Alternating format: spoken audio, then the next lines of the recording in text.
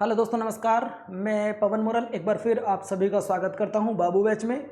उम्मीद करता हूं आप सब बहुत अच्छे होंगे, फर्स्ट क्लास होंगे, आपकी तैयारी निरंतर वे में बहुत अच्छी चल रही होगी। मैं पवन मुरल स्वागत करता हूं आप सभी का रोजगार विद अंकित चैनल में। बच्चों, आपकी तैयारी निरंतर अच्छी चले ऐसी भगवान से मैं कामना करता हूं और उम्मीद भी करता हूं कि आप बहुत अच्छे से अपनी तैयारी कर रहे होंगे। सभी बच्चों को नमस्कार, तहे दिल से आप सभी लोग जुड़ जाइएगा बच्चों परिवार के साथ। सभी आ गए हैं, बहुत अच्छी आज क्लास होने वाली है।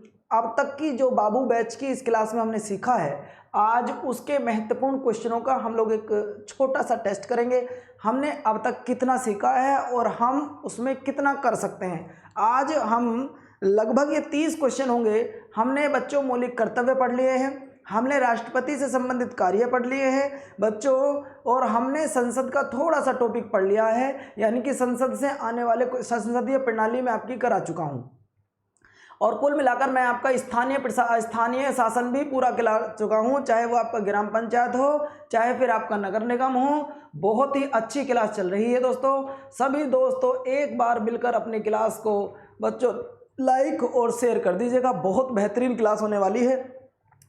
क्वेश्चन नंबर फर्स्ट आप सभी के समक्ष बच्चों, देखो यहाँ पर नाम लिखा है बड़ा प्यारा सा, बाबू बैच, यानी कि इस बैच में पढ़ने वाले बच्चे आपको बाबू बनना है। और ये तैयारी आपकी ये नहीं कि ये आपका पेपर इस क्लास को पढ़कर कि सिर्फ आप यूपी SSC का ही एग्जाम दे पाएंगे। चाहे आपका एग्जाम SSC GD का हो, चाहे आपका ग्रुप डी का हो, चाहे UPSI का ही क्यों ना हो, यह क्लास हर किसी के एग्जाम के लिए कारगर सिद्ध होगी। बहुत बढ़िया, फर्स्ट क्लास, बहुत अच्छे बच्चों चलेगा।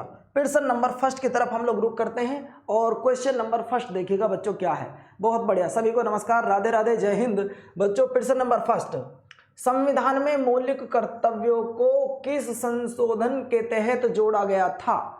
यदि मैं इस क्वेश्चन की बात करूं तो बच्चों यह वो क्वेश्चन है जो दिल्ली पुलिस के नज़रिए से अपने आप में अति महत्वपूर्ण है। ना जाने क्यों दिल्ली पुलिस ने इस क्वेश्चन को इतना ज़्यादा हाईलाइट कर दिया, इतना ज़्यादा महत्वपूर्ण इस क्वेश्चन को बना दिया कि यहाँ से हर मीटिंग में तो मैं नहीं कहूँगा, लेकिन 4 बार दिल्ली पुलिस के पेपर में ये आने जो हुए हैं अभी फिलहाल में पेपर 2020-21 में बच्चों, उसमें यह प्रश्न पूछा गया है। कौन सा? आप सुनिएगा। संविधान में मौलिक कर्तव्य से क्वेश्चन पूछे गए हैं, लेकिन बच्चों एक समिति बनाई गई थी जिसका नाम था सरदार स्वर्ण सिंह समिति। एक समिति बनाई गई जिसका नाम था सरदार स्वर्ण सिंह, सॉरी माफी चाहेंगे बच्चों, नाम था सरदार स्वर्ण सिंह। तो पूरा नाम देखिए, सरदार स्वर्ण सिंह समिति। इस समिति की सिफारिशों पर भारतीय संविधान में रूस के संविधान से, कहां से? रूस के संविधान से हमने मौलिक कर्तव्यों को लिया। किसको लिया भाई? मौलिक कर्तव्यों को लिया। और ये बात ध्यान रखना, इन्होंने सिफारिश की थी कि मौलिक कर्तव्यों की संख्या 8 होनी चाहिए। कितनी होनी चाहिए? 8। बच्चों ये बात नहीं मानी गई और मौलिक कर्तव्य 10 रखे गए। कितने रखे गए? 10। ये आपको बड़े ही बेहतरीन रूप में मैंने आपको पढ़ा दिया है, बहुत ही ज़बरदस्त आप लोगों ने भी आंसर दिया है, गजब का आप सभी का आंसर है मेरे दोस्तों। ध्यान रखिएगा, इसे 42वें संविधान संशोधन सन 1976 में जोड़ा गया था। कब? 1976 में। ये बात ध्यान रखना मेरे दोस्तों। आपको मैं बता देना चाहता हूं कि इस संविधान संशोधन को लघु संविधान संशोधन भी कहा जाता है। क्या? लघु संविधान संशोधन भी कहा जाता है। और ये बात ध्यान रखना मेरे दोस्तों, मैं आपको बता देना चाहता हूं, इस संविधान संशोधन के तहत बच्चों ये भी ध्यान रखना, 3 शब्द जोड़े गए थे। पहला समाजवाद, दूसरा धर्मनिरपेक्षता और तीसरा अखंडता। कौन कौन से शब्द जोड़े गए थे? पंथ निरपेक्ष भी आप कह सकते हैं। तो इसके तहत पहला समाजवाद बच्चों, ध्यान रखना समाजवाद, दूसरा आपका पंथ निरपेक्षता, और एक जोड़ा गया था बच्चों आपका अखंडता। तो आप ध्यान रखिएगा कि इस संविधान संशोधन के तहत 3 शब्द जोड़े गए थे। कौन कौन से वो शब्द हैं आपके सामने लिखे हैं बच्चों। एक एक क्वेश्चन यहाँ से अति महत्वपूर्ण है, आप इसे बिल्कुल, इसका पोस्टमार्टम सा हम लोगों ने कर दिया है। क्या क्या है बच्चों? 42वें संविधान संशोधन के तहत इसे जोड़ा गया। और ये ध्यान रखना कब जोड़ा गया? 1976 में जोड़ा गया बच्चों। इसे क्या बोलते हैं? लघु संविधान संशोधन बोलते हैं। आप सभी लोगों का यह प्रश्न क्लियर हो जाना चाहिए, ठीक है बच्चों। नेक्स्ट प्रश्न की तरफ चलते हैं हम लोग। प्रश्न नंबर आ गया है 4। अब बच्चों क्या है, जब क्वेश्चन जरा पढ़ो आराम से, प्यार से पढ़िएगा, जरा इसे पढ़ो बच्चों आराम से। जैसा कि आपको पता है बच्चों, कल यानी कि संडे के दिन बच्चों एक 12 घंटे की मैराथन क्लास होगी जीएस की, कंप्लीट जीएस। उसमें बच्चे सुबह 8 बजे से और शाम 8 बजे तक आपकी एक क्लास होगी, अति महत्वपूर्ण क्लास है। उस क्लास में आना बिल्कुल ना भूलिएगा। रोजगार विद अंकित चैनल पर सुबह 8 बजे, रविवार 21 मार्च सुबह 8 बजे। चलिए बच्चों बात करते हैं भारतीय संविधान में मौलिक कर्तव्य कितने शामिल किए गए। देखिए सरदार स्वर्ण सिंह जी ने यह कहा था कि आपको मौलिक कर्तव्य 8 रखने हैं। ये कहा था सरदार स्वर्ण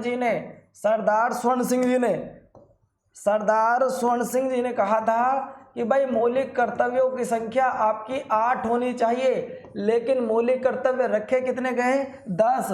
लेकिन यदि मैं बात करूं वर्तमान की, बच्चों ध्यान रखना, वर्तमान समय में 11 मौलिक कर्तव्य हैं, क्योंकि 11वां मौलिक कर्तव्य नया बढ़ गया है। 6 से 14 साल के बच्चों के लिए निःशुल्क शिक्षा दी जाएगी। ये बात आप ध्यान रखना बच्चों, 6 से 14 साल के बच्चों के लिए निःशुल्क शिक्षा दी जाएगी। यह कहा गया था आपके कब, यह बच्चों अब आपका 86वां संविधान संशोधन हुआ था 2011 में, तब जाकर बच्चों। बहुत बढ़िया जी, गजब। प्रश्न आ गया नेक्स्ट, संविधान का निम्नलिखित में से कौन सा अनुच्छेद मौलिक कर्तव्यों से संबंधित है। बच्चों गौर से देखो जरा, वो आपसे पूछ रहा है निम्नलिखित में से कौन सा अनुच्छेद है जो मौलिक कर्तव्यों से संबंधित है। तो मैंने एक एक बात आपको बताई थी कि ऊपर लिखा है अनुच्छेद नंबर 39। तो एक एक की यदि मैं बात करूं तो बच्चों आप जानते हैं अनुच्छेद नंबर ये 39 यदि होता तो यहाँ पर समान कार्य के लिए समान वेतन होता। क्या होता भैया, समान कार्य के लिए समान वेतन। बच्चों यदि 29 की बात होती तो धर्म से संबंधित शिक्षा से संबंधित बात होती, शिक्षा संस्कृति से संबंधित बात यहाँ पर की जाती। अब इसका आंसर आ जाना है अनुच्छेद नंबर 51। और यदि वो पूछता भाग, तो भाग में आंसर दे देना 4K। ये रहा आपका आंसर, ये रहा बच्चों आपका आंसर। और आपने सभी प्रश्नों का जवाब सही दिया होगा, ऐसी मैं कामना करता हूं। अब बच्चों आ गया नेक्स्ट प्रश्न, यदि आपको भारत का उपराष्ट्रपति बनना है तो उसके लिए आपकी न्यूनतम आयु कितनी होनी चाहिए। बच्चों सवाल कितना बेहतरीन आ गया है, और ये वो सवाल है जो मैंने आपको बड़ी अच्छे से करा रखा है। बच्चों आपसे पूछा गया है यहाँ पर कि भारत का राष्ट्रपति बनने के लिए या उपराष्ट्रपति बनने के लिए दोनों की सेम कंडीशन होती है। क्वालिफिकेशन यहाँ पर मतलब एज दोनों की ही सेम रखी गई। तो आप बताइएगा कितनी एज रखी गई है। आपको बता देना चाहता हूँ बच्चों, चाहे राष्ट्रपति जी की बात कर रहा हो या फिर वो राज्यपाल की बात कर रहा हो, बच्चों ध्यान रखना, या फिर वो उपराष्ट्रपति की बात कर रहा हो, बच्चों आप इन तीनों की ध्यान रखेंगे। तीनों के लिए ही एज आपकी 35 ईयर रखी गई है। कितनी भैया, 35 ईयर रखी गई है, यानी कि 35 साल बच्चों आपकी एज कम से कम होनी चाहिए, तब आपको भारत का उपराष्ट्रपति चुना जाएगा। बात क्लियर है। एक एक पॉइंट हर बच्चे का क्लियर हो जाना चाहिए। मुझे उम्मीद है कि आप बहुत बेहतरीन तरीके से इन्हें समझ रहे होंगे। चलिएगा क्वेश्चन नंबर नेक्स्ट आ गया है, भारत के उपराष्ट्रपति के पद पर लगातार 2 बार रहने वाले व्यक्ति का नाम बताइए। बच्चों बड़ा आसान सा प्रश्न है, और इस प्रश्न का जवाब मुझे लगता है आप सब बिल्कुल सही आंसर देंगे। देखिए हमने आपको ये भी बताया था कि 2 बार राष्ट्रपति बनने वाले व्यक्ति, 2 बार राष्ट्रपति बनने वाले व्यक्ति आप जानते हैं उनका नाम राजेंद्र प्रसाद जी है। क्या नाम है, राजेंद्र प्रसाद जी। आप ये भी जानते हैं कि कार्यकाल 1 वर्ष होता है। कितने वर्ष होता है, 5 वर्ष होता है। यदि मैं बात करूं अमेरिका की, तो अमेरिका में कार्यकाल 4 वर्ष होता है। कितने वर्ष होता है, 4 वर्ष का कार्यकाल होता है। और कोई भी व्यक्ति सिर्फ 2 बार राष्ट्रपति बन सकता है। कितनी बार, 2 बार ही राष्ट्रपति बन सकता है अमेरिका में। हमारे यहाँ पर आप जितनी बार चाहें उतनी बार राष्ट्रपति बन सकते हैं। कार्यकाल 5 वर्ष होता है। ये तो बात राष्ट्रपति की रही। अब बात यदि उपराष्ट्रपति की पूछ ले कि क्या भारत में कोई उपराष्ट्रपति 2 बार बने हैं, तो बिल्कुल आप आंसर देंगे डॉक्टर एस राधाकृष्णन वो व्यक्ति हैं जो 2 बार उपराष्ट्रपति रहे हैं। बात क्लियर है? मुझे उम्मीद है कि आपने इसका आंसर बिल्कुल सही दिया होगा। देखिए, यदि राष्ट्रपति पूछे तो राजेंद्र प्रसाद देना है और बच्चों उपराष्ट्रपति पूछे तो राधाकृष्णन देना है। ऐसा नहीं है कि हम उपराष्ट्रपति पढ़ रहे हैं तो उपराष्ट्रपति पढ़कर ही निकट जाएंगे। चलिए नेक्स्ट प्रश्न क्या कहता है, राष्ट्रपति द्वारा संसद के दोनों सदनों के लिए कुल कितने सदस्य नियुक्त मनोनीत किए जाते हैं या नामित किए जाते हैं? इस क्वेश्चन के जवाब के लिए मैं आपका वेट करूंगा। जल्दी इस प्रश्न का जवाब दो बच्चा, जल्दी कीजिए। इस प्रश्न के लिए मैं आपके आंसर का वेट करूंगा, चाहे 50 या 1 घंटे के अंदर अंदर हम लोग 30 क्वेश्चन कर पाएँ या 25 कर पाएँ, वो बात नहीं है। क्वेश्चन ये है कि आपने 20 क्वेश्चन करने के बाद सीखा क्या, आपका रिवीजन हो पाया या रिवीजन नहीं हो पाया। एक बार फिर आपको सूचित कर देता हूं, कल सुबह 8 बजे आना ना भूलें दोस्तों। कल सुबह 8 बजे कंप्लीट जीएस की क्लास आपको रोजगार विद अंकित यूट्यूब चैनल पर मिलेगी। क्लास सुबह 8 बजे शुरू होगी, ठीक है दोस्तों।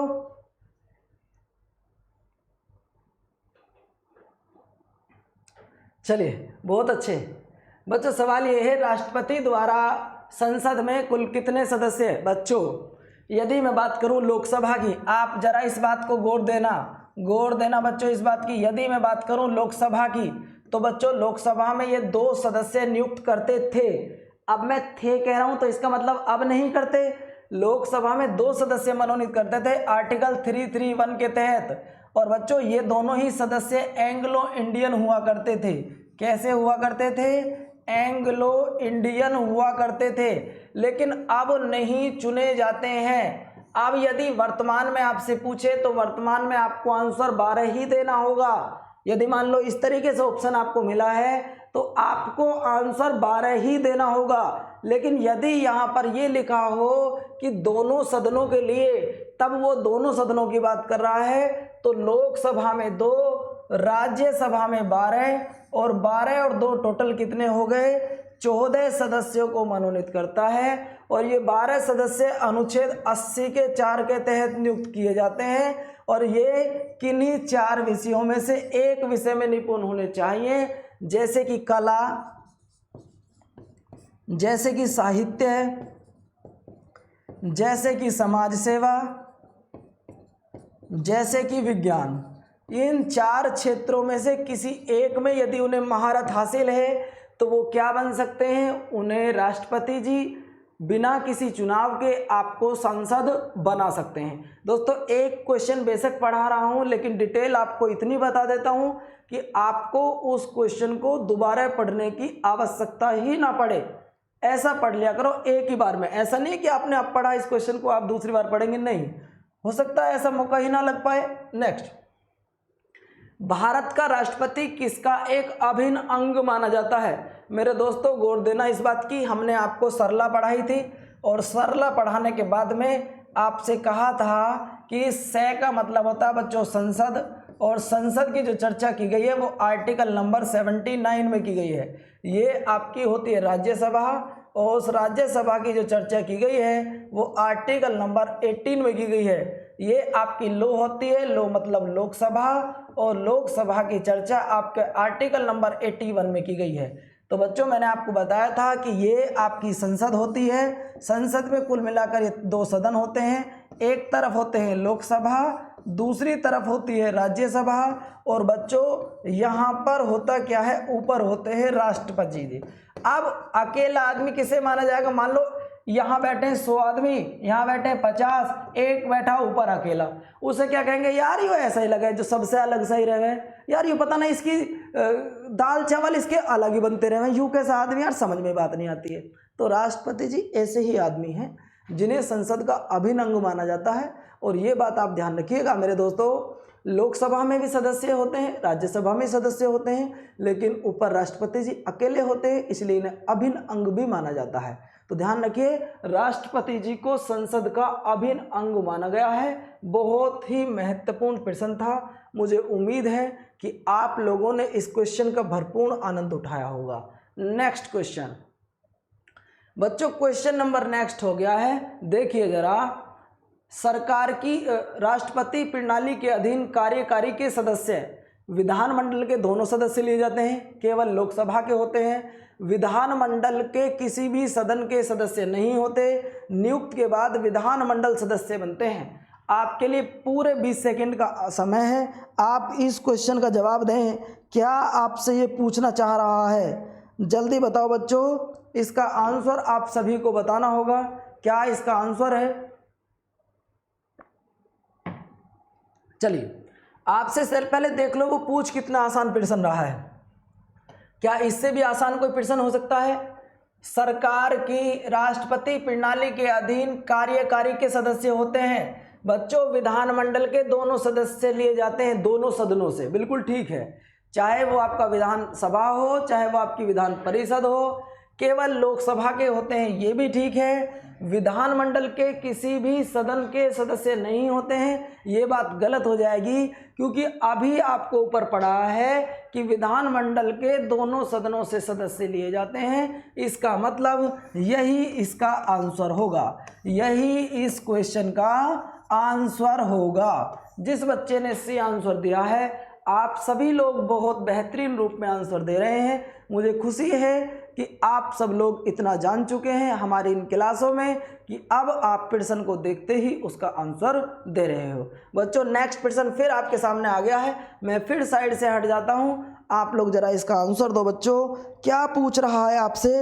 राज्यसभा के सदस्यों का निर्वाचन होता है। बड़ा आसान सा और अति महत्वपूर्ण प्रश्न है बच्चों। यदि मैं बात करूं राज्यसभा की, तो भारत में प्रथम राज्यसभा का गठन होगा 1952 में। कब होगा? 1952 में होगा। आप ध्यान रखिए, क्या ये 2 वर्ष के लिए चुने जाते हैं? नहीं। आपको बस इतना बता देता हूं बच्चों, यहाँ पर अधिक से अधिक सदस्य 250 होते हैं, जिनमें से 238 और 12 का रेशो होता है। 238 और 12, इसका मतलब बच्चों 12 को राष्ट्रपति मनोनीत करते हैं, इन्हें केंद्र शासित प्रदेश और राज्यों से आते हैं। बात क्लियर हो गई? देखो कितने प्यार में आप लोग समझ रहे हैं।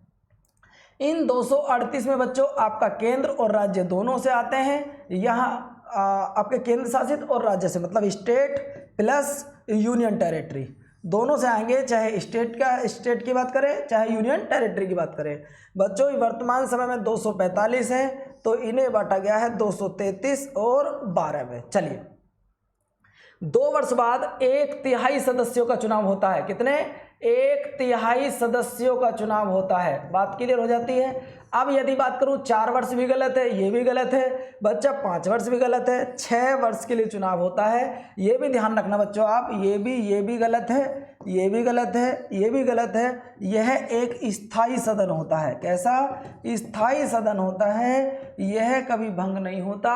संसद के 1/3 सदस्यों का चुनाव, राज्यसभा के 1/3 सदस्यों का चुनाव प्रत्येक दूसरे साल होता है, इसलिए इस सदन का स्थायी सदन कहा जाता है। यह क्वेश्चन बहुत ज़्यादा अति महत्वपूर्ण है, पेपर में कई बार आ चुका है।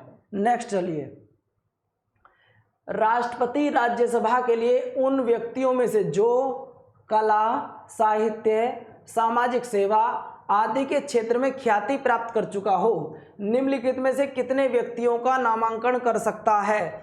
तो बच्चों अभी आपको बताया था कि यदि राष्ट्रपति को मनोनीत करने हो राज्यसभा में, तो कितने सदस्य मनोनीत कर सकता है? तो मेरे दोस्त मैं बता दूं आपको, 12 सदस्यों को ही मनोनीत कर सकता है। कितनों को?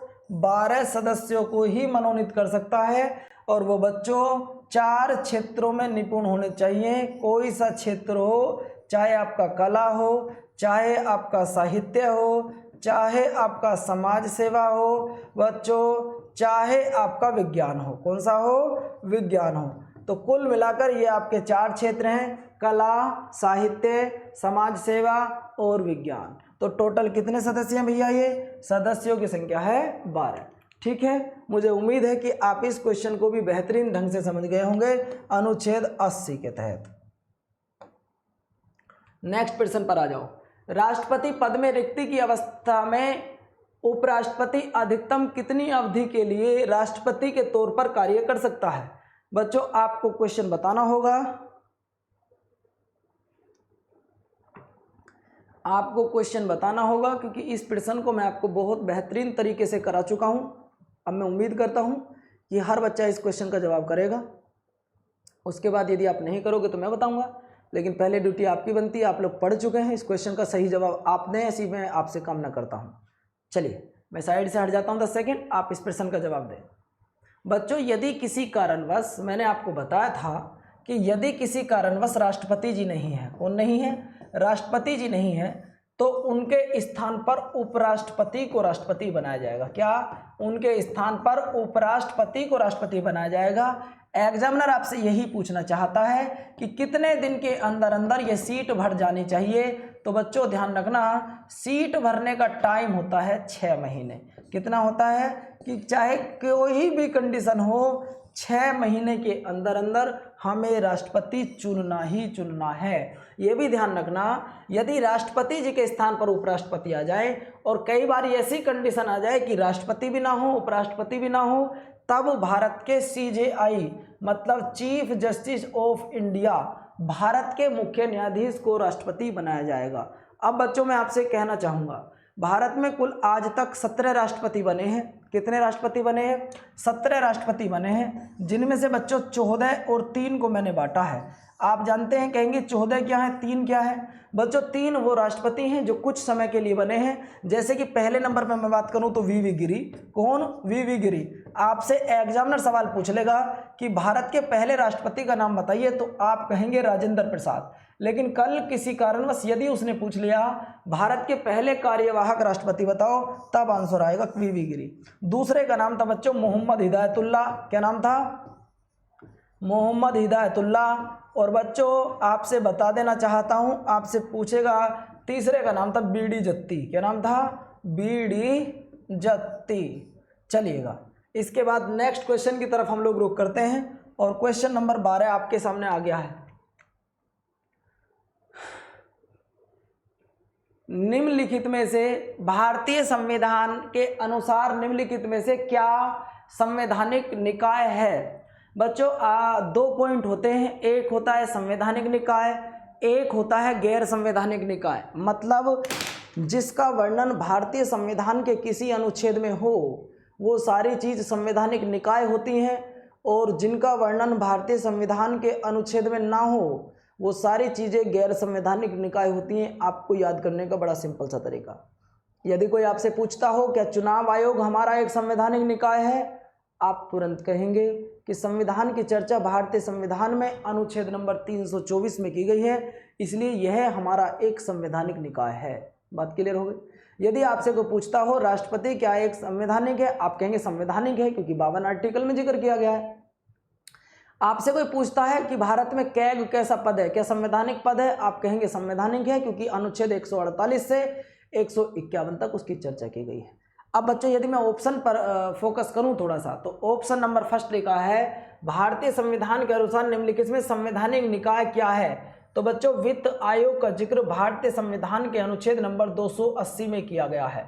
आप जानते हैं बच्चों प्रथम वित्त आयोग 1951 में गठित किया गया था, जिसके अध्यक्ष KC नियोगी थे। कौन थे? KC नियोगी जी थे, आप ध्यान रखिएगा। और वर्तमान समय में आप जानते हैं बच्चों NK सिंह हैं। यदि आपसे कोई पूछता हो वर्तमान समय में कौन है, तो ये है। अब बात आती है बच्चों राष्ट्रीय विकास परिषद। पहले देखो योजना आयोग। योजना आयोग एक गैर संवैधानिक है, इसकी स्थापना 15 मार्च 1950 को हुई थी। और बच्चों राष्ट्रीय विकास परिषद की स्थापना 6 अगस्त 1952 को हुई थी। अर्थात ये दोनों ही निकाय गैर संवैधानिक हैं, इनका वर्णन भारतीय संविधान के किसी आर्टिकल में नहीं किया गया है।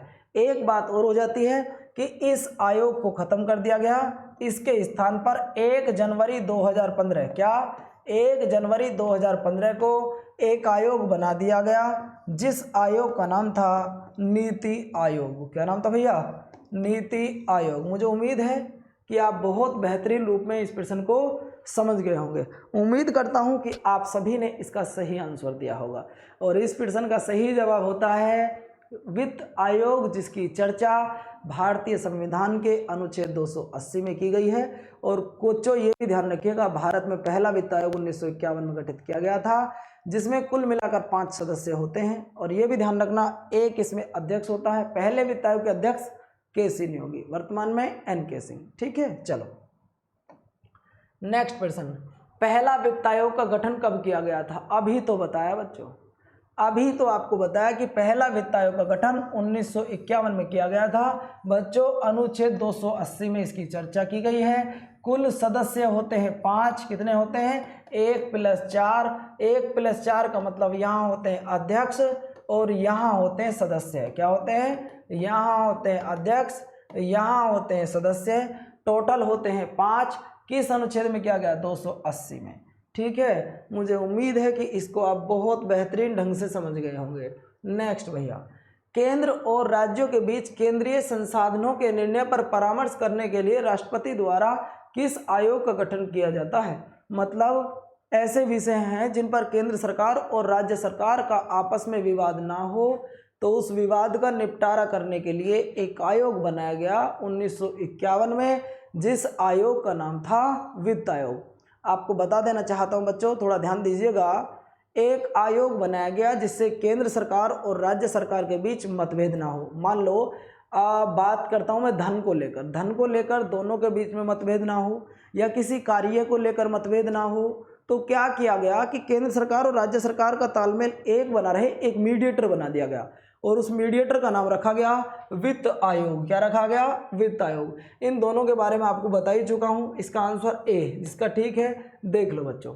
ठीक है, चलिएगा 17, भारत के आकस्मिक निधि का संरक्षण कौन करता है? आपको थोड़ा सा समझना होगा बच्चों। पहले आप जवाब दीजिए, पहले मैं आपके प्रश्न का वेट करूंगा। पहले मैं आपके प्रश्न का वेट करूंगा कि आप लोग कितनी जल्दी इसका आंसर देते हैं। जल्दी करिए बच्चों, इस प्रश्न का जवाब दो।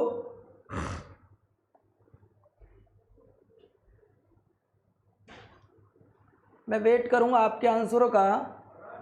बच्चे सुनिए, भारत के आकस्मिकता निधि का संरक्षक कौन होता है? आपको बताने देना चाहता हूं, 2 प्रकार की निधि होती हैं। एक आकस्मिक होती है, एक आकस्मिक होती है, एक संचित निधि होती है।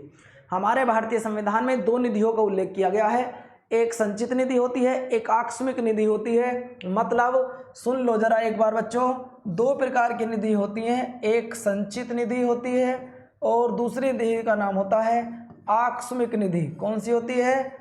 आकस्मिक निधि। बच्चों यदि मैं बात करूं तो इसकी चर्चा भारतीय संविधान के अनुच्छेद 266 में की गई है। इसकी चर्चा अनुच्छेद 267 में की गई है। इस पर संसद का अधिकार होता है और इस पर राष्ट्रपति जी का अधिकार होता है। किसका अधिकार होता है? राष्ट्रपति का अधिकार। और वो अधिकार इसलिए दिया गया है कि जरूरी नहीं है कि 12 के 12 महीने ही संसद सत्र में होगी।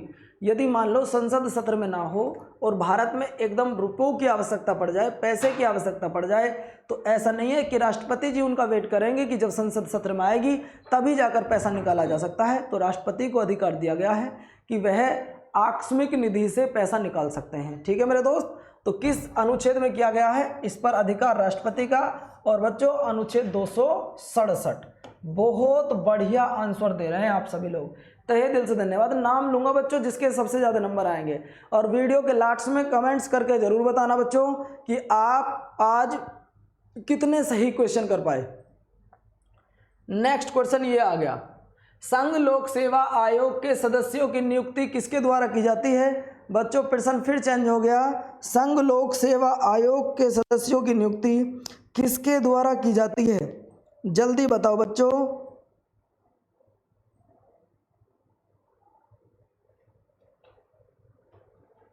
मैं आपके प्रश्न का वेट करूंगा, जल्दी मुझे बता दो।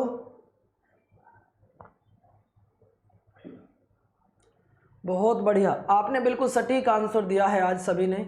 चलिए क्या आया बच्चों आपका आंसर? भाई वाह, गजब गजब का आंसर है भाई। संघ लोक सेवा आयोग के अध्यक्ष और सदस्यों की नियुक्ति जो की जाती है वो बच्चों राष्ट्रपति जी द्वारा की जाती है। किसके द्वारा की जाती है? राष्ट्रपति जी के द्वारा की जाती है। नेक्स्ट प्रश्न पर आओ।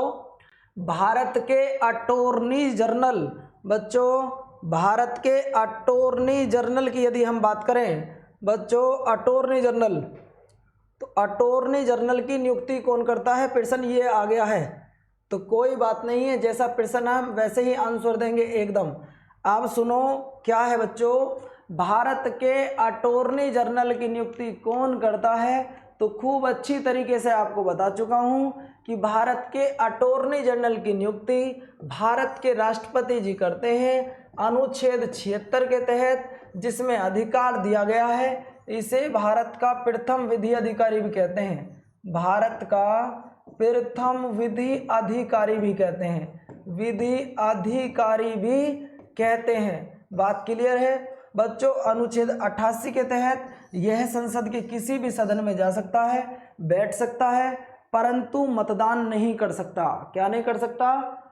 मतदान नहीं कर सकता। बहुत बढ़िया, मतदान करने का अधिकार नहीं है। और ये भी ध्यान रखना, मतदान नहीं कर सकता, ये अधिकार नहीं दिया गया है। बस इसको इतना कहा गया है कि यह संसद के किसी भी सदन में जा सकता है, किसी भी सदन में जा सकता है। बात क्लियर हुई? सदन में जा सकता है। अब आप खुद देखो मेरे दोस्तों। चलिए इसके बाद नेक्स्ट प्रश्न की यदि मैं बात करूं तो जवाब तो आज आप लोगों ने बिल्कुल सटीक ही दिए हैं। निम्न में से भारत के वह राष्ट्रपति कौन है जो भारत के 2 बार राष्ट्रपति बने हों? बच्चों बहुत ही बेहतरीन प्रश्न है। उस व्यक्ति का नाम बताइए जो भारत के 2 बार राष्ट्रपति बने हों, तो वो कौन बने थे? बहुत बढ़िया बच्चों, मैं आपको बता देना चाहता हूँ, आपको बताया था कि ये 2 बार उपराष्ट्रपति बने थे। KR नारायण पहले दलित राष्ट्रपति थे। बच्चों देख लो जरा एक बार, ये आपके पहले दलित राष्ट्रपति जी थे। आपको बता देना चाहता हूँ ये निर्विरोध राष्ट्रपति थे, ये निर्विरोध राष्ट्रपति चुने गए थे। और बच्चों ये ध्यान रखना, पहले दलित राष्ट्रपति, बहुत बढ़िया, पहले निर्विरोध राष्ट्रपति। और बच्चों ये पहले ऐसे व्यक्ति बाबू राजेंद्र प्रसाद। लो जी बच्चों, तुम्हारा बैच का नाम बाबू, और यहाँ आ गया है डॉक्टर की जगह बाबू, समझ रहे हो ना? बाबू, बाबू राजेंद्र बैस, ये वो वाला बाबू नहीं है, ये बाबू नौकरी वाला बाबू है बच्चे। और ये भारत के महामहिम राष्ट्रपति जी भी बने हैं। नाम राजेंद्र प्रसाद। और निवास स्थान, बच्चों निवास स्थान की यदि मैं बात करूं तो आपको बता देना चाहता हूं, ये मूल रूप से बिहार के रहने वाले थे। कहाँ के? बिहार के रहने वाले थे। बहुत बढ़िया प्रश्न आप सभी लोगों ने दिए हैं बच्चों अभी तक। नेक्स्ट प्रश्न की यदि मैं चर्चा करूं तो प्रश्न आ गया नेक्स्ट, निम्नलिखित में से किसके पास भारतीय सुरक्षा बलों की सर्वोच्च कमान होती है? यह प्रश्न भी अति महत्वपूर्ण है बच्चों, जल्दी जल्दी जवाब दो, गलत मत दो यार। गलत बताने से कोई बेनिफिट नहीं होने वाला। यदि आप गलत बताएंगे तो उससे क्या फायदा होगा ये बताओ, जल्दी बताओ बच्चों। गलत नहीं बताना है, जब नहीं पता तो सिर्फ बैठना है। देखो जरा, निम्नलिखित में से किसके पास भारतीय सुरक्षा बलों के सर्वोच्च कमान होती है? तो आपको बताया था कि तीनों सेनाओं के जो प्रमुख होते हैं वो भारत के राष्ट्रपति होते हैं। और ये भी आपको बताया था कि आर्मी कोर्ट का अधिकार भी बच्चों सिर्फ और सिर्फ किसके पास होता है? आर्मी कोर्ट का अधिकार भी केवल भारत के राष्ट्रपति के पास ही होता है। कोई दिक्कत तो यहाँ तक नहीं है? कोई दिक्कत नहीं है यहाँ तक? चलिएगा नेक्स्ट प्रश्न की यदि हम लोग बात करें तो नेक्स्ट प्रश्न क्या है, निम्नलिखित में से वे कौन व्यक्ति है जो अनुच्छेद 143, बच्चों देख लो, अनुच्छेद 143 के अधीन किसी मामले को सलाहकारी राय के लिए भारत के उच्चतम न्यायालय को भेज सकते हैं? यदि बच्चों हमारे हिंदुस्तान में एक चीज़ फ्री मिलती है जिसे हम बोलते हैं सलाह, बाकी और कोई चीज़ फ्री नहीं मिलती है। यहाँ हिंदुस्तान में एडवाइस फ्री मिल जाती है, समझ रहे हो ना? चाहे अब मैंने आपको एग्जाम्पल भी बताया था एक दिन कि यदि किसी ने बल्ला भी ना पकड़ा हो आज तक और सचिन तेंदुलकर फुल टॉस पे आउट हो जाए तो कैसी कैसी सलाह देते हो? आगे को बढ़ के मार देते, पीछे को लौट के मार देता, पैर टिका के मार देता, उठा के मार देता, मतलब इतनी सारी सलाह आप दे देते हो बच्चों, क्योंकि सलाह फ्री मिलती है यहाँ पर। चाहे आज तक पूरे गांव में किसी ने बल्ला ना पकड़ा हो आपके, लेकिन आपने सलाह उसको दे दी जिसे क्रिकेट का भगवान कहते हैं। बहुत से लोग ऐसे भी हैं, अभी ग्राम प्रधान का चुनाव आ रहे हैं, पीडीसी के चुनाव आ रहे हैं, कभी आज तक ग्राम प्रधान का चुनाव न लड़ा हो, लेकिन सलाह दे देंगे। मनमोहन सिंह जी ऐसे थे, उन्हें सरकार चलानी नहीं आती थी। मोदी जी ऐसे हैं, उन्हें सरकार चलानी नहीं आती है, चाहे आज तक घर की कभी सरकार न चलाई हो।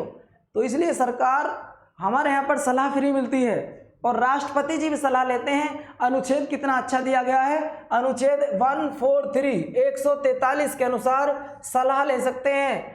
भारत के राष्ट्रपति यदि किसी विषय पर फंसते हैं तो वह सलाह ले सकते हैं, लेकिन सलाह मानने के लिए बाध्य नहीं है। सलाह माने या ना माने वो डिपेंड करता है राष्ट्रपति जी के ऊपर। किसके ऊपर डिपेंड करता है? राष्ट्रपति जी के ऊपर डिपेंड करता है। ठीक है दोस्तों, नेक्स्ट प्रश्न का जवाब दें। राष्ट्रपति और उपराष्ट्रपति के चुनाव में यदि गड़बड़ी हो जाए, बच्चों दो बात आपको बताना चाहूंगा। यदि राष्ट्रपति और उपराष्ट्रपति के चुनाव में गड़बड़ी हो जाए तो इसकी जांच करने का अधिकार चुनाव आयोग को नहीं दिया गया। आपको फिर बता दूं, यदि राष्ट्रपति या उपराष्ट्रपति के चुनाव में गड़बड़ी हो जाए तो इसकी जांच करने का अधिकार बच्चों चुनाव आयोग को नहीं दिया गया, जबकि चुनाव कराने की जिम्मेवारी चुनाव आयोग की है। लेकिन यदि गड़बड़ी होगी तो फिर उसको अधिकार नहीं दिया गया, फिर दिया गया CJI, chief justice of India, Bharat के मुख्य न्यायाधीश या सर्वोच्च न्यायालय को यह अधिकार दिया गया है। और सर्वोच्च न्यायालय का यह एक मौलिक अधिकार है। क्या है? उसका फंडामेंटल राइट है कि वो ऐसे चुनाव की गड़बड़ी की जांच करे। ठीक है मेरे दोस्त, चलिएगा नेक्स्ट आ जाओ बच्चों। निम्नलिखित में से वह कौन व्यक्ति है जिसे भारत के राष्ट्रपति के रूप में निर्विरोध चुना गया? अभी आपको बताया था बच्चों कि नीलम संजीवा रेड्डी ऐसे व्यक्ति हैं जिन्हें निर्विरोध चुना गया हो। और बच्चों ये लोकसभा अध्यक्ष भी रह चुके हैं। क्या? लोकसभा अध्यक्ष भी रह चुके हैं। भारत के एकमात्र राष्ट्रपति जो लोकसभा अध्यक्ष भी रहे हों, निर्विरोध भी चुने गए हों। नाम क्या है बच्चों? नाम आपको पता है, नीलम संजीवा रेड्डी हैं। चलिएगा नेक्स्ट आ जाओ बच्चों। नेक्स्ट प्रश्न है, भारत का पहला अराजनीतिक राष्ट्रपति कौन है? चलो जी बच्चों बताओ जरा, सवाल बहुत आसान आप सभी के सामने लिखा है। जो अराजनीतिक राष्ट्रपति बने हो उनका नाम आपको बताना है, वो कौन थे बच्चों?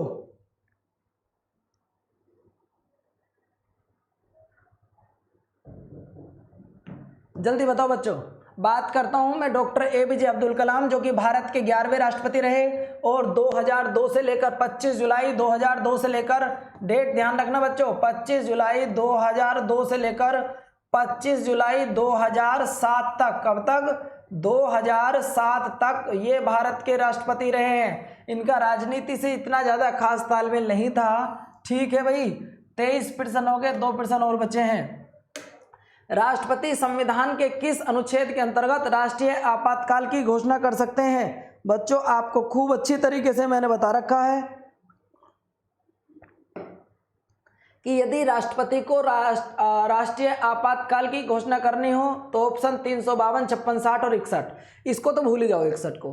तो 3 आर्टिकल आपको याद करने होंगे, 52, 56 और 60। और मैं आपको कल की क्लास में आपातकाल बताऊंगा बड़े अच्छे से, कल मतलब नेक्स्ट क्लास में। तो यहाँ आर्टिकल नंबर 352 आ जाएगा। क्या आ जाएगा?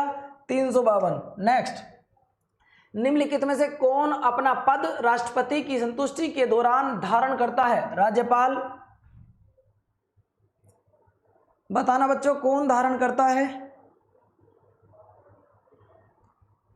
जल्दी बोलो, आपको आंसर बताना होगा। इसका आंसर क्या आएगा बच्चों?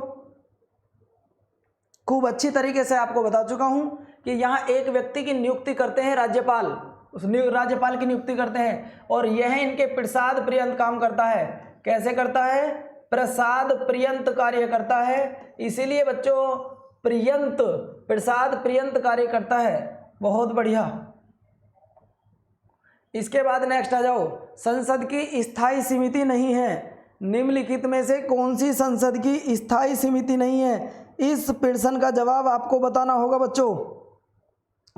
मैं बता देना चाहता हूं बच्चों आपको, कौन सी स्थायी समिति नहीं है। ये भी स्थायी है, ये भी स्थायी, ये भी स्थायी।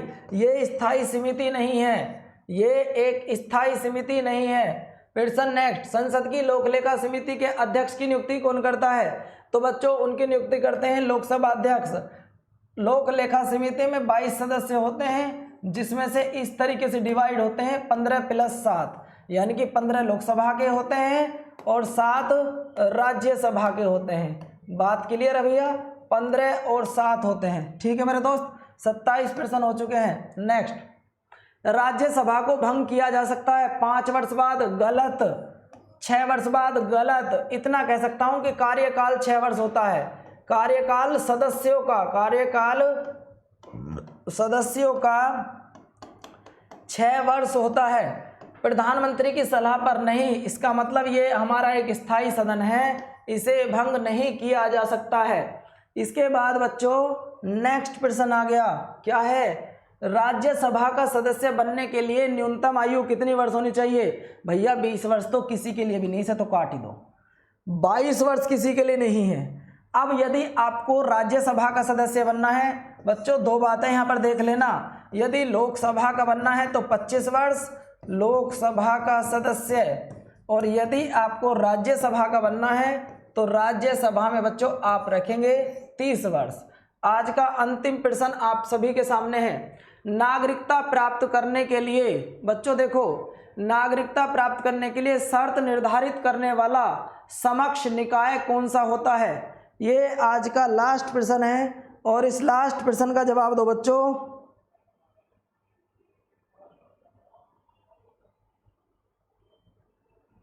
नागरिकता प्राप्त करने के लिए बच्चों खूब अच्छी तरीके से बता चुका हूं कि नागरिकता निम्नलिखित 5 प्रकार से प्राप्त की जाती है। तरीका है ब्रांड, BRAND।